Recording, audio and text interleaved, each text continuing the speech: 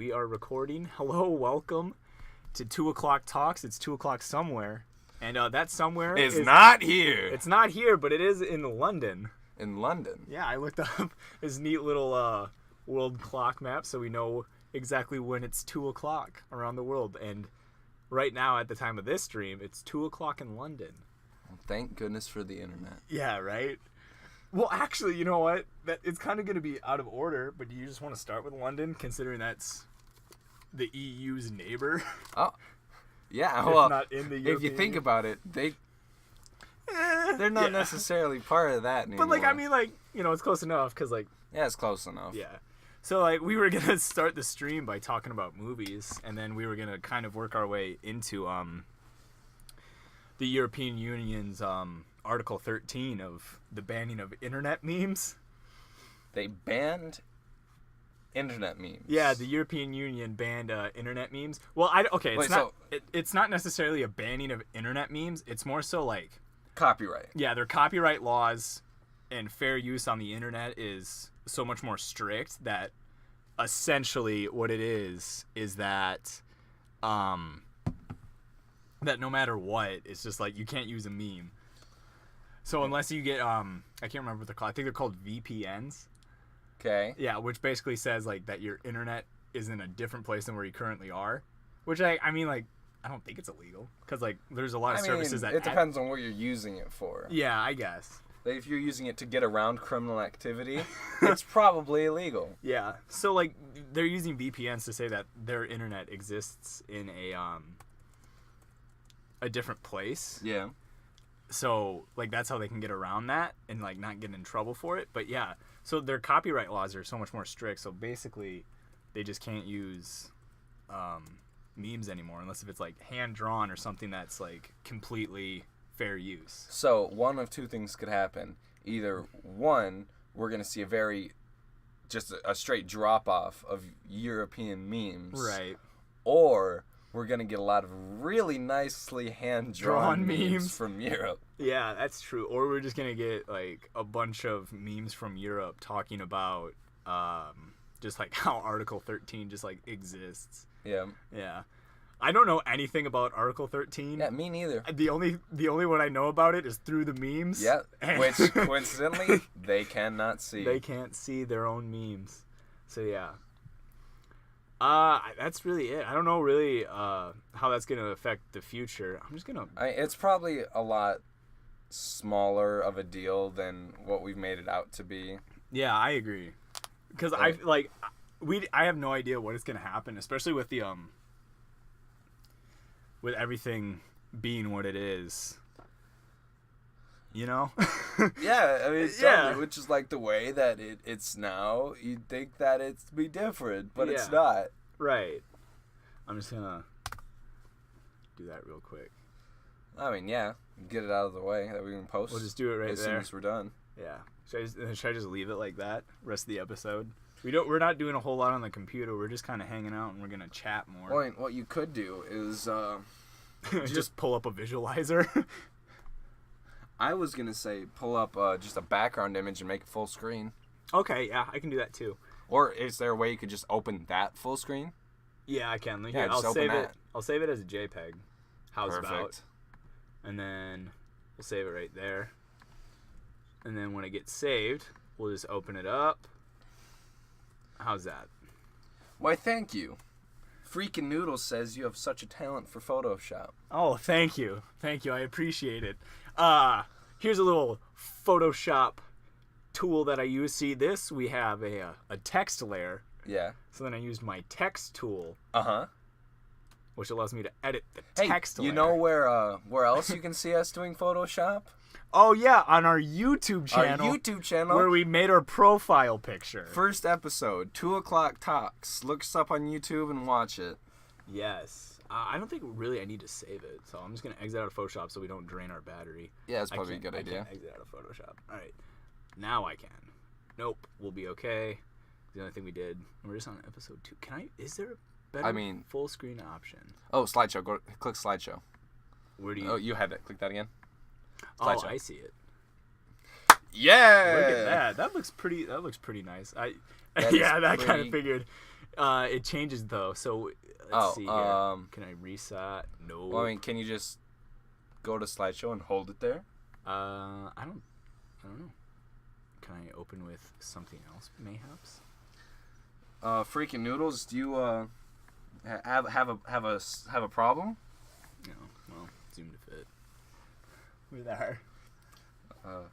You have such Well, I appreciate the comments. It means we actually have somebody watching, which is really nice. Oh, it's right. No Look at problem. this. Good news. There we There go. was no problem. Full screen. So let me just put my mouse somewhere where it doesn't. Whatever. We'll just do it. Okay. Yeah. Well, should we get into movies now? Yeah, we were gonna talk about movies first, and then we were gonna kind of go into the Article 13 thing. But then we started out well enough that it just made more sense to start by talking about the Article 13 yeah. at the European Union. All right. So on the topic of movies, what movies coming out are you excited for? The movie that I'm most excited for coming out is Shazam. Shazam, really? Yeah, Shazam. Oh my gosh, I'm so excited for it. I'm a big DC guy, especially when it comes to like their movies. Like I know they've had kind of a couple. Their live action movies or just their movies in general? Their movies in general. Like Okay. no matter what movie, like I'm excited to watch it because like I don't know. I don't know what it is. I just being able to see the superheroes that like you read growing up Yeah. and like you watched on the TV show and like you kind of see it. It's so cool. It's always like a dream come true. Yeah. It's just amazing. Whether it's a well-written movie or a bad-written movie, it's yeah. a cool experience. Yeah, even like whether you'd watch it again or not depends. True. That's But, true. seeing anyone, I don't know, dressed as a giant bat, punching people through walls, it's fun. That's Does it matter if that character has a complete character change because someone said his mother's name?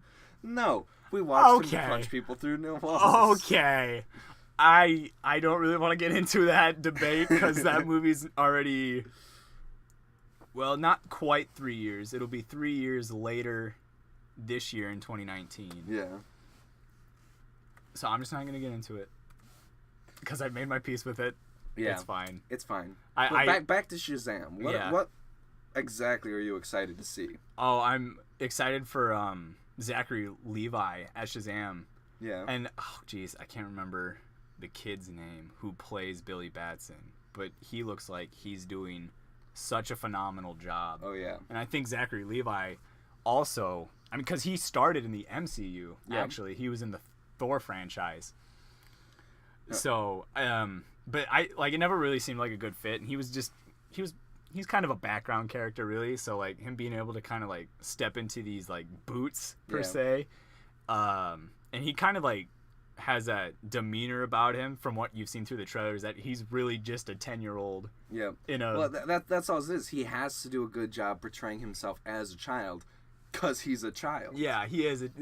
Very true. Very true. Here's the question for you. Do you think that they'll focus more as him in his adult Shazam form or more as him in his kid form? How do you think they're going to handle that balance? So from what we've seen from the trailers, there's definitely more of a focus on him in superhero form. And I guess that makes sense because when you're 10 and you just find out you can do that, I mean, once you spend all your time as a superpowered being 100% who's old, would but never get out of it. I'm pretty sure they're going to probably lean more heavily towards that aspect of it, but they're probably gonna have a nice mix of both because like he does have that home life still that he's like adjusting to, and I think it'll be like a really cool, we don't see it in the trailer really at all, but with that that foster family careful not to perspective, release too much knowledge. Like I'm just some giving things about the character that I'm some people wouldn't. I'm only saying what we know from the trailer. There's that foster family aspect of it, and I think they're gonna like touch on that more because we don't really see that in films much anymore. We a movie that came out recently, it was more focused on adoption rather than foster, but Instant Family. Yes. And then that was actually like really good. That was a very good movie. Yeah, I saw it. It was really, really good. I was a little lenient to go and see it, but it was pretty good. Yeah, I like you're just kind of like you see Marky Mark. Yeah, you see Mark Wahlberg as this dad. Yeah, And you're just thinking, you're like, oh, here we go. We're going to get another Daddy's Home type movie. It's just going to be ridiculous. But it's actually like a really good movie, and it has like really wholesome moments in it. And it just feels very real. Yeah. Because you know how like a lot of it, like it's like, oh, yeah. It touches on serious subjects. But like it has like a playful manner about it because it is a comedy. Yeah. But it does feel very real. And I don't think that... subjects like that get shown enough in, you know, movies and big pictures. Yeah, so like that's why I think like Shazam is going to be a great thing because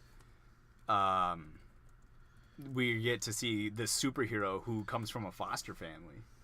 And like I think it's very important for those kids in that situation cuz like the foster system isn't the best system.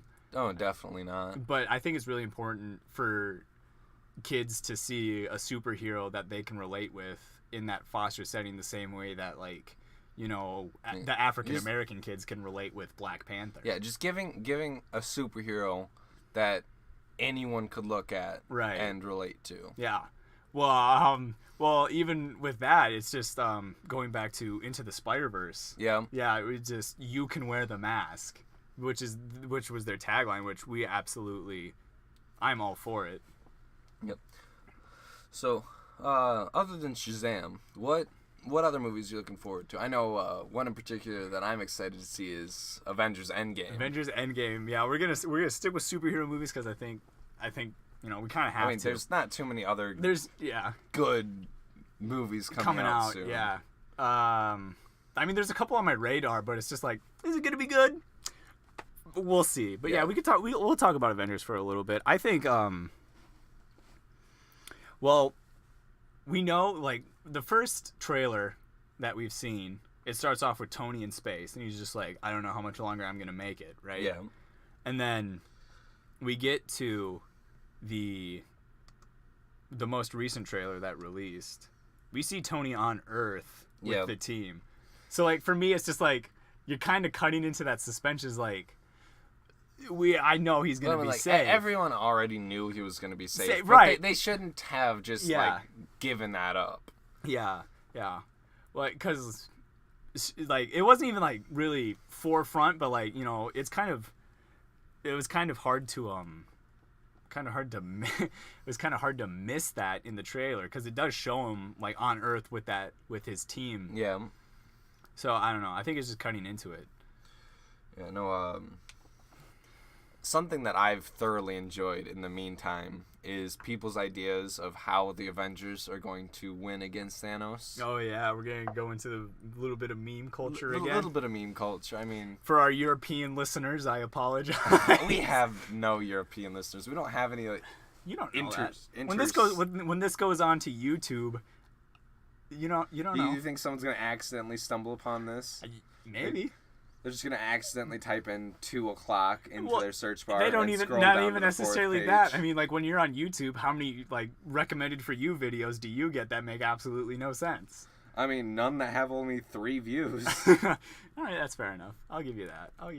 Anyway, continue with your memeology lecture. Yes. I mean, I just think it's great how much fun people are having with the theories of how they're going to defeat him. Of course, there's the real common one of Ant-Man. The Ant-Man, how for a family-friendly way of putting it, he's gonna defeat Thanos from the inside. Yeah. Thank you for pointing out that we don't have listeners out of the state. You know what? That's mean. That's hurtful. That's hurtful. We might. I mean, in the future. Yeah. You'll see that. That just hurts. Yeah, I mean, you're striking us down real hard. I mean, we're trying our best over here. We are, but that's okay.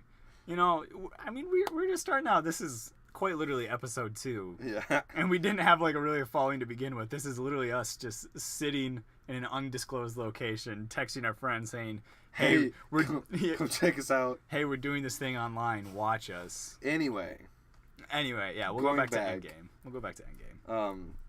And I just think it's fun how much people are just going with it. Yeah, and then enjoying the laughs. Yeah, and like the rebuttals of how Thanos will use the Reality Stone against them. Yeah. It's a good time. Yeah. Any other movies that have crossed your radar? Look good.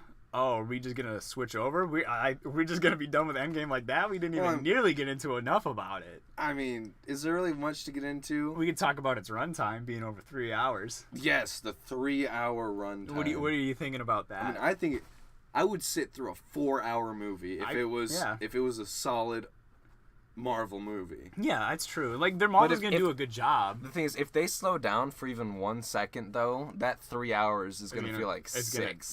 It's gonna. So they're gonna have to have a really strong momentum the whole time in order to true. keep people's attention. Because imagine going there as a family. Yeah. I mean, sure, your 12-year-old is gonna be like on the edge of their seat, ready to go. Mm-hmm. Your 6-year-old is gonna get upset after the first hour and a half. True. And by hour 2, they're gonna be losing their mind. And then you'll still have that hour left to go. Yep.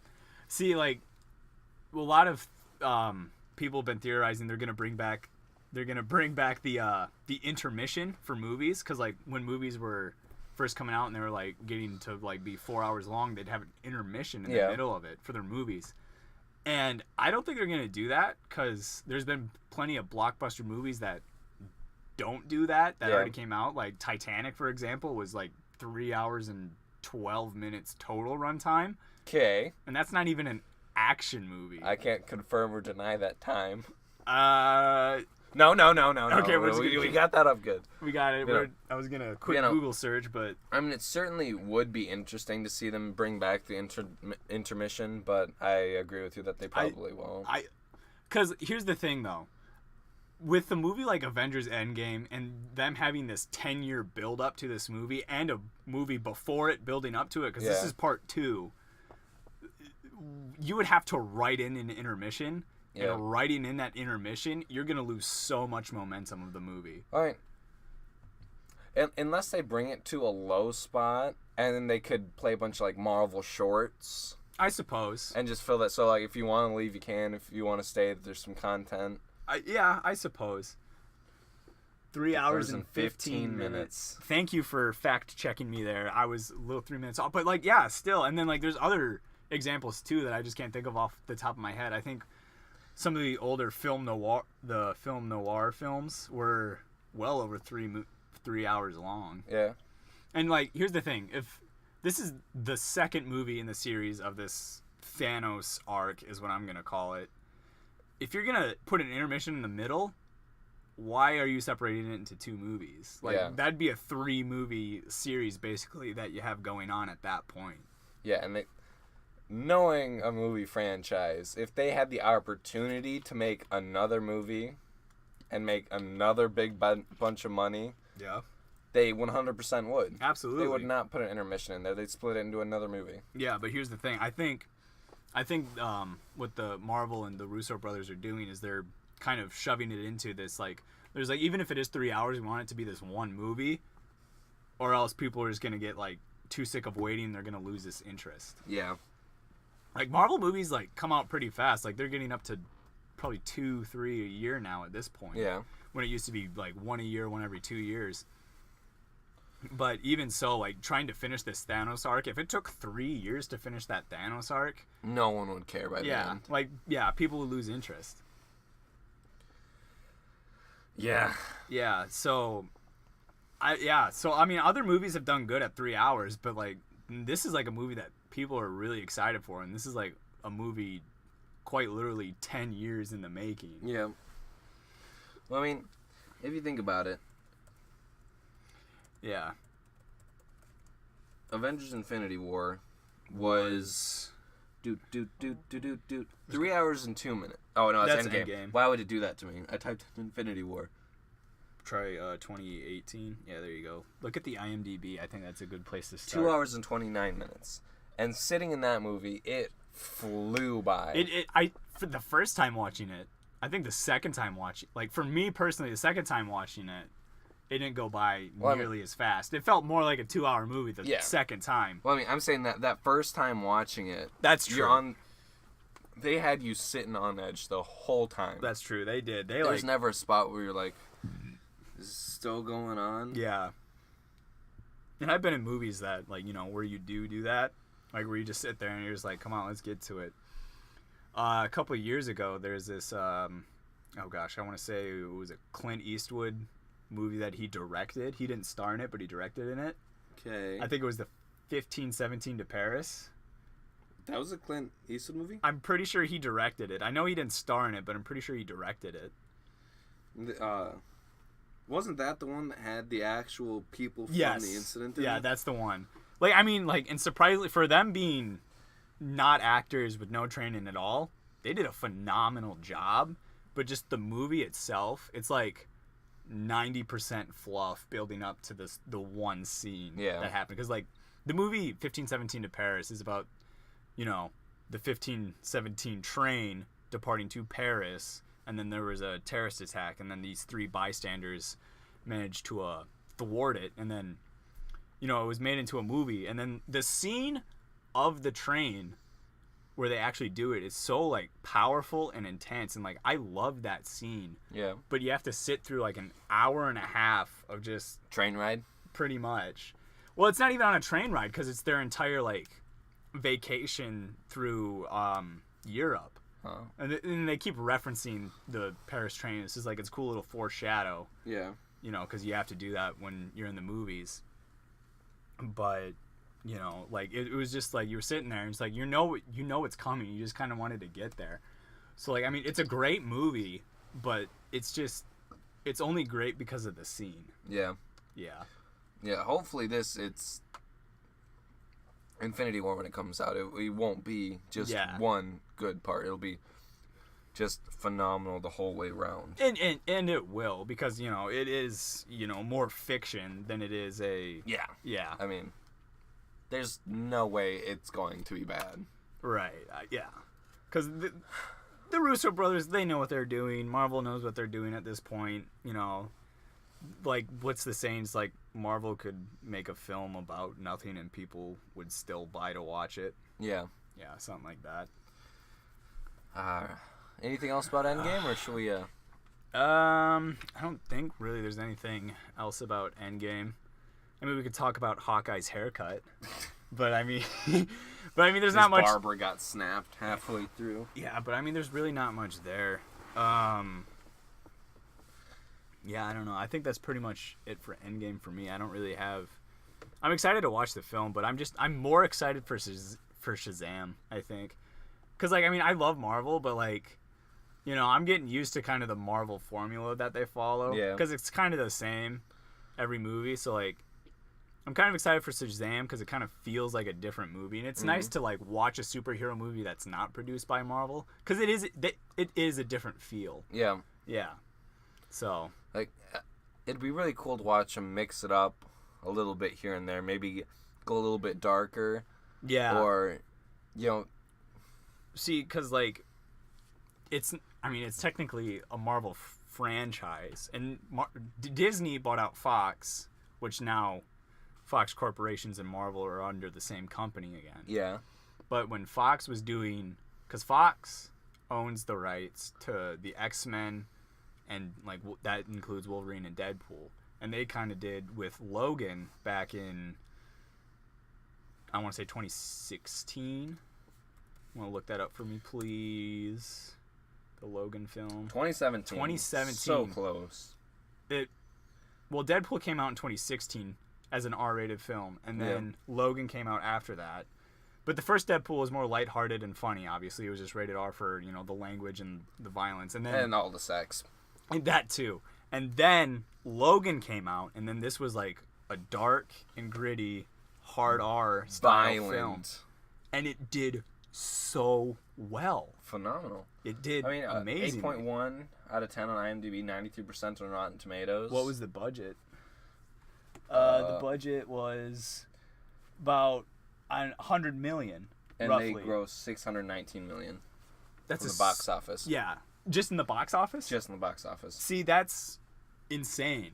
Cause, like, and that, like, it shows that, like, people want to see the dark and gritty superheroes. Yeah, they want, cause, like, that's in the comics. Yeah. They got to show all aspects. Yeah. So, like, I hope Marvel takes that route, but, you know, it being owned by Disney, they kind of have to market towards an audience, and their established audience is, like, you know, usually family friendly. Yeah, family friendly, and usually people who can't really get into the R-rated stuff. Yeah. Because like at the end of the day, that's all that the movies are going out to make. It's pandering to the audience that they're selling tickets to. I mean, if you can't sell it to someone, why would you make it? Right, exactly. Like, they know their target demographic, and that's who they're marketing it towards.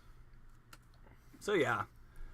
So, that's just my thoughts. Like, and, like, Shazam seems more lighthearted and family-friendly, too. And it probably will be, because it's really, it's going to be a kid's film, and it's a kid's superhero, and kids are the focus of the movie. Just because, Zachary Levi is playing Shazam doesn't mean it's an adult behind the wheel. It's still 10-year-old Billy Batson. In an adult body. Right, that's what it is. So it's going to be more, like, lighthearted and funny and kid-friendly. But, like, I don't know. I'm just more excited because, like, the DCEU has been more, like, geared towards, like, the dark and gritty. Quote-unquote. Quote-unquote. Dark. It's been more dark. I mean, they've had their moments, and, like, I've laughed really hard. Yeah, I appreciate the joke that I heard the other day was, I can't watch DC movies. They're way too dark. What do you mean? You love R-rated movies. No, I mean they're literally too dark because of how they're filmed. They are filmed pretty with they are kind of dark, contrasted. Yeah. But like, see, what I'm kind of being surprised at is like the DC movies that are doing the best are the ones that really you wouldn't expect to, because like when you have like the big guns like Superman and Batman, like you'd expect those to do super well because those are the most well known, and then especially if you put them in a movie together, and then those didn't do so well. But then like, not saying that the other ones aren't well known, but like when you get like Wonder Woman and Aquaman, who both did phenomenally well. Yeah, I don't know. It just goes to show how much writing is important. Like, that's a movie true. Can't just glide off a character's fame all by itself. Yeah, very true. And like, as much as I love Zack Snyder, and I think like, I think he was really getting gypped because watching Batman v Superman in theaters, I still loved it. I thought it was great, but then when I saw the Ultimate Edition, it was just that much better. So like, it's so I think Zack Snyder really has like a good solid plan. I just think really he's not getting what he needs to get his point across. Because Zack Snyder, actually, I can't be 100% on that. He directed Watchmen, right? I'm like 99% sure, but I don't want to say that on record and then be wrong.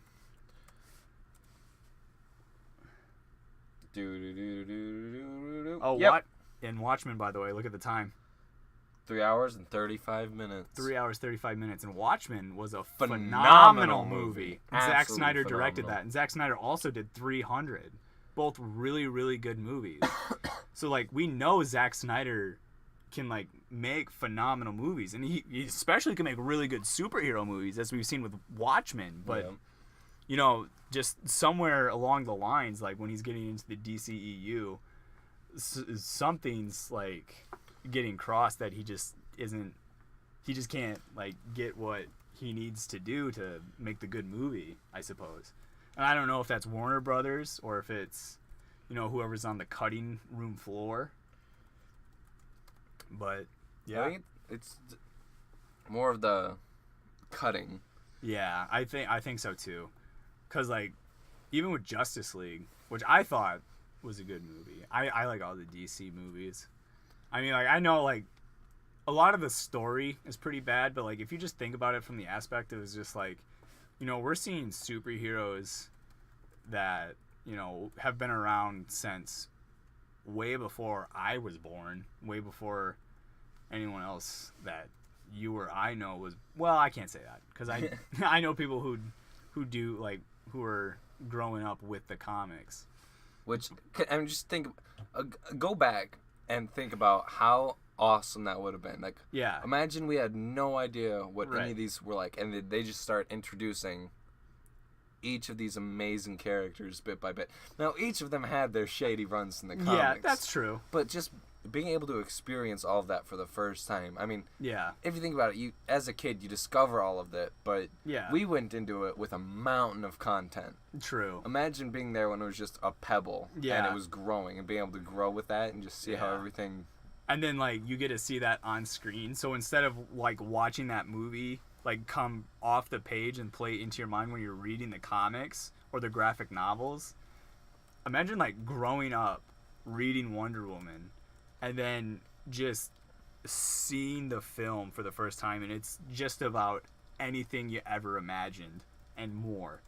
Because like you get the visual effects and you get the emotion behind the voice, which you don't get from the page.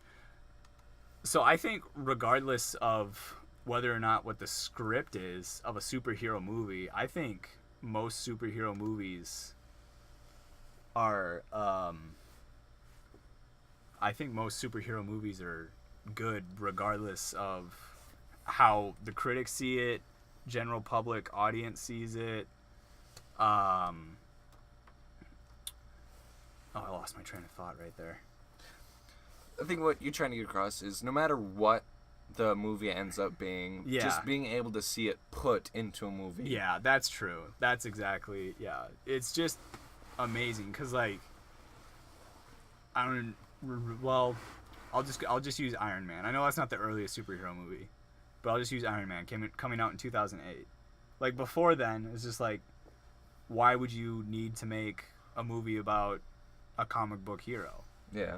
Yeah, because, like, that, I'm not going to say it wasn't unheard of, but it's just, like, people were probably thinking is, like, why?